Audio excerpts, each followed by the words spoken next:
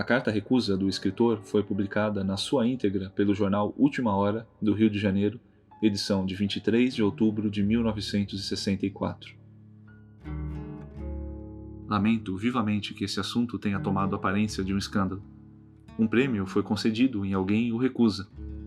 Isto se deve a que não fui informado devidamente a tempo do que se preparava. Li no Figaro Littéraire, de 15 do corrente mês, sob a assinatura do correspondente sueco deste jornal, que a maioria na Academia Sueca era a meu favor, mas não havia sido ainda definitivamente fixada, pelo que bastava escrever uma carta à Academia, o que fiz no dia seguinte, para pôr um ponto final ao assunto e não mais se falasse dele.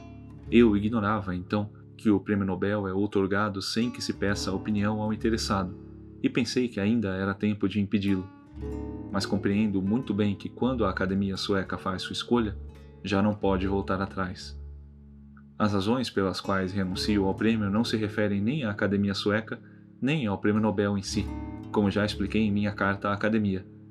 Nela invoquei duas espécies de razões pessoais e razões objetivas. As razões pessoais são as seguintes. Minha negativa não é um ato improvisado. Sempre recusei as distinções oficiais.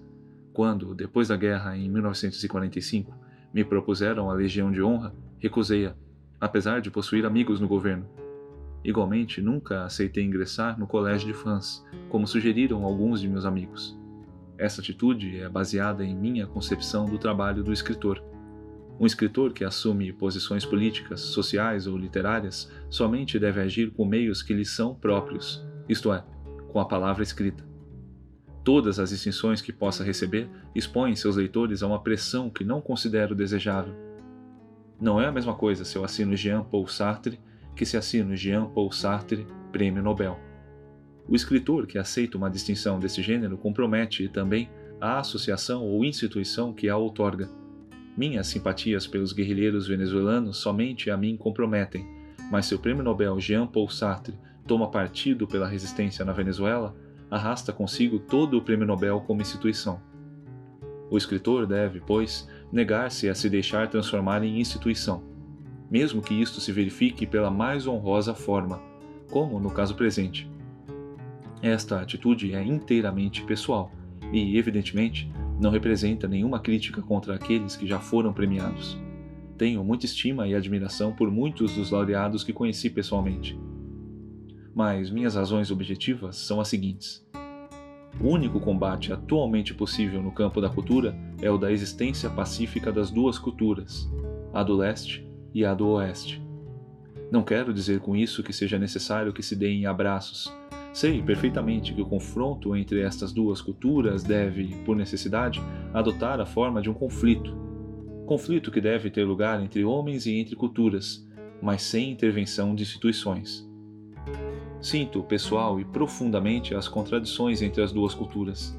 Sou feito dessas contradições. Minhas simpatias vão inegavelmente para o socialismo e para o que se chama o Bloco do Leste.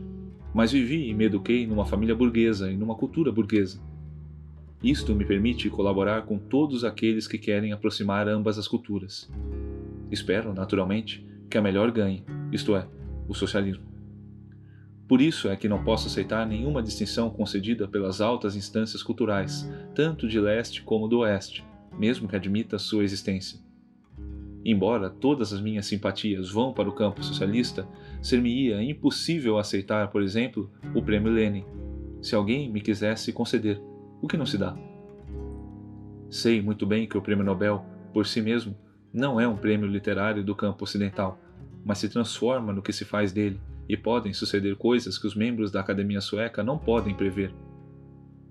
Por isto que, na situação atual, o Prêmio Nobel se apresenta objetivamente como uma distinção reservada aos escritores do Oeste ou aos rebeldes do Leste. Não se premiou Neruda, que é um dos maiores escritores americanos. Nunca se pensou seriamente em Aragon, que bem o merece. É lamentável que se tenha concedido o prêmio a Pasternak, e não a Sholokov, e que a única obra soviética coroada seja uma editada no estrangeiro, proibida em seu país. Poder-se-ia ter estabelecido um equilíbrio mediante um gesto análogo no outro sentido. Durante a Guerra da Argélia, quando assinamos o Manifesto dos 111, Eu teria aceito o prêmio com reconhecimento, porque ele não teria honrado somente a mim, mas a liberdade pela qual lutávamos. Mas isso não aconteceu, e é somente no fim dos combates que se entregam os prêmios. Na motivação da Academia Sueca se fala de liberdade. É uma palavra que se presta a numerosas interpretações. No Ocidente, se fala de liberdade no sentido geral. Entendo a liberdade de uma forma mais concreta, que consiste no direito de ter mais de um par de sapatos e de comer pão menos duro. Parece-me menos perigoso declinar o prêmio do que aceitá-lo. Se o aceitasse, me prestaria ao que se pode chamar de uma recuperação objetiva. Afirma o artigo do Figaro Littéraire que não se teria em conta meu passado político discutido. Sei que este artigo não exprime a opinião da Academia Sueca, mas ele mostra claramente em que sentido seria interpretada minha aceitação em certos meios de direita. Considero este passado político discutido como ainda válido, mesmo se disposto a reconhecer certos erros passados perante meus camaradas. Não quero dizer que o Prêmio Nobel seja um prêmio burguês, mas esta seria a interpretação burguesa que dariam inevitavelmente os meios que conhecemos. Finalmente, resta a questão do dinheiro. É verdadeiramente grave que a Academia coloque sobre os ombros do laureado, além da homenagem, uma soma enorme. Este problema me atormentou.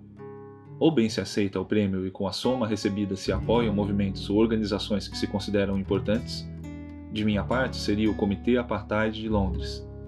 Ou bem se recusa o prêmio em vista de virtude de princípios gerais, e se priva este movimento ao apoio que necessita. Renuncio, evidentemente, às 250 mil coroas porque não quero ser institucionalizado nem ao leste nem ao oeste. Não se pode pedir que se renuncie por 250 mil coroas aos princípios que não são unicamente nossos, mas compartilhados por todos os nossos camaradas. Foi isto que tornou tão penoso para mim tanto a atribuição do prêmio como a recusa que manifestei. Quero terminar esta declaração com uma mensagem de simpatia ao povo sueco.